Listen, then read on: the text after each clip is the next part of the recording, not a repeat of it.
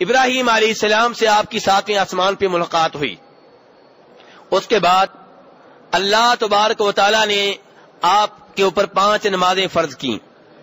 کتنی نمازیں فرض کی؟ 5 نمازیں فرض ہوئیں. اور آپ کو سورہ بقرہ کی آخری آیات دی گئیں. کون سی آیات دی گئیں؟ سورہ بقرہ کی آخری آیات. اور تیسرے نمبر پہ آپ کو خوشخبری دی گئی کہ آپ کی امت کا جو فرد اللہ کے ساتھ شرک نہیں کرے گا اللہ تبارک و تعالی بالآخر اس کو معاف کر دیں گے.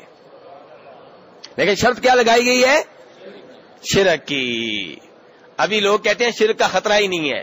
جگہ جگہ شرک کی باتیں ہو رہی ہیں, جگہ جگہ شرک سے ڈرایا جا رہا ہے, جگہ جگہ شرط لگائی جا رہی ہے کہ شرک نہیں ہونا چاہیے. اگر شرک کا خطرہ ہی نہیں ہے تو شرط لگانے کی ضرورت کیا تھی؟ اور پھر میں یہ وعدے کر چکا ہوں صحیح احادیث سے جو بخاری مسلم میں آتی ہیں کہ فرمایا نبی صلی اللہ علیہ وسلم نے کہ اس وقت تک قیامت برپا نہیں ہوگی جب تک کہ اس زمین کے اوپر دوبارہ شرک نہیں ہوگا.